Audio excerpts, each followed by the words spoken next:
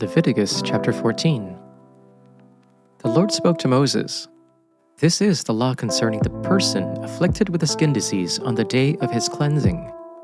He is to be brought to the priest, who will go outside the camp and examine him. If the skin disease has disappeared from the afflicted person, the priest will order that 2 live clean birds, cedar wood, scarlet yarn, and hyssop be brought for the one who is to be cleansed. Then the priest will order that one of the birds be slaughtered over fresh water in a clay pot. He is to take the live bird together with the cedar wood, scarlet yarn, and hyssop, and dip them all into the blood of the bird that was slaughtered over the fresh water. He will then sprinkle the blood 7 times on the one who is to be cleansed from the skin disease. He is to pronounce him clean and release the live bird over the open countryside. The one who is to be cleansed must wash his clothes, shave off all his hair, and bathe with water. He is clean. Afterward, he may enter the camp, but he must remain outside his tent for 7 days. He is to shave off all his hair again on the 7th day, his head, his beard, his eyebrows, and the rest of his hair. He is to wash his clothes and bathe himself with water. He is clean. On the 8th day, he must take 2 unblemished male lambs, an unblemished year-old ewe lamb, a grain offering of 6 quarts of fine flour mixed with olive oil, and 1/3 of a quart of olive oil. The priest who performs the cleansing will place the person who is to be cleansed together with these offerings before the Lord at the entrance to the tent of meeting. The priest is to take 1 male lamb and present it as a guilt offering, along with 1/3 quart of olive oil, and he will present them as a presentation offering before the Lord. He is to slaughter the male lamb at the place in the sanctuary area where the sin offering and burnt offering are slaughtered. For like the sin offering, the guilt offering belongs to the priest. It is especially holy. The priest is to take some of the blood from the guilt offering and put it on the lobe of the right ear of the one to be cleansed, on the thumb of his right hand, and on the big toe of his right foot. Then the priest will take some of the 1/3 quart of olive oil and pour it into his left palm. The priest will dip his right finger into the oil in his left palm and sprinkle some of the oil with his finger 7 times before the Lord. From the oil remaining in his palm, the priest will put some on the lobe of the right ear of the one to be cleansed, on the thumb of his right hand, and on the big toe of his right foot, on top of the blood of the guilt offering. What is left of the oil in the priest's palm, he is to put on the head of the one to be cleansed. In this way, the priest will make atonement for him before the Lord. The priest is to sacrifice the sin offering and make atonement for the one to be cleansed from his uncleanness. Afterward, he will slaughter the burnt offering. The priest is to offer the burnt offering and the grain offering on the altar. The priest will make atonement for him, and he will be clean. But if he is poor and cannot afford these, he is to take 1 male lamb for a guilt offering to be presented in order to make atonement for him, along with 2 quarts of fine flour mixed with olive oil for a grain offering, 1/3 of a quart of olive oil, and 2 turtle doves or 2 young pigeons, whatever he can afford, one to be a sin offering and the other a burnt offering.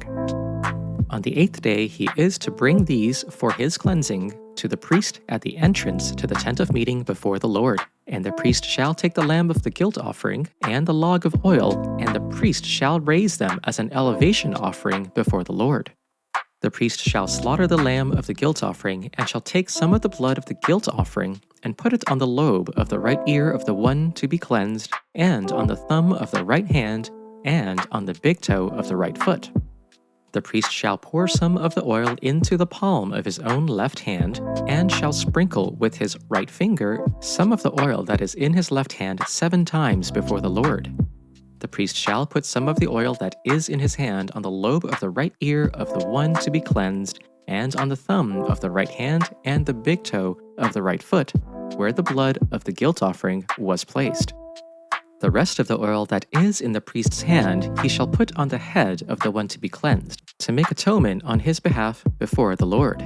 And he shall offer, of the turtle doves or pigeons, such as he can afford, one for a purification offering and the other for a burnt offering, along with a grain offering, and the priest shall make atonement before the Lord on behalf of the one being cleansed. This is the rule for the one who has a defiling disease who cannot afford the offerings for his cleansing. The Lord spoke to Moses and Aaron, saying, "When you come into the land of Canaan, which I give you for a possession, and I put a defiling disease in a house in the land of your possession, the owner of the house shall come and tell the priest, saying, 'There seems to me to be some sort of disease in my house.' The priest shall command that they empty the house before the priest goes to examine the disease, or all that is in the house will become unclean. And afterward the priest shall go in to inspect the house. He shall examine the disease. If the disease is in the walls of the house with greenish or reddish spots, and if it appears to be deeper than the surface, the priest shall go outside to the door of the house and shut up the house 7 days. The priest shall come again on the 7th day and make an inspection. If the disease has spread in the walls of the house, the priest shall command that the stones in which the disease appears to be taken out and thrown into an unclean place outside the city. He shall have the inside of the house scraped thoroughly, and the plaster that is scraped off shall be dumped in an unclean place outside the city. They shall take the other stones and put them in the place of those stones, and take the other plaster and plaster the house.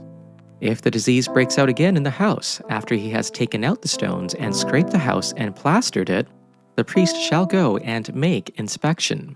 If the disease has spread in the house, it is a spreading, defiling disease in the house. It is unclean.